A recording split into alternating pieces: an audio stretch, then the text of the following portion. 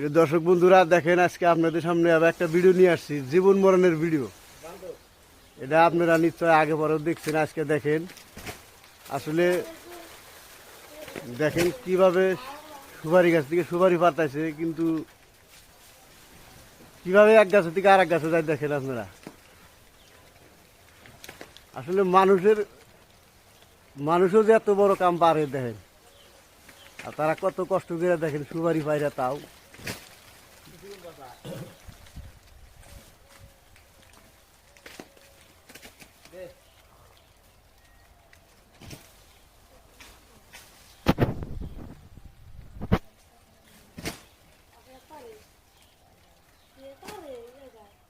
গাছ কিন্তু একদম খুব ফাঁকে ফাঁকে দেখেন, এই যে আর এক গাছে যাবো পরে,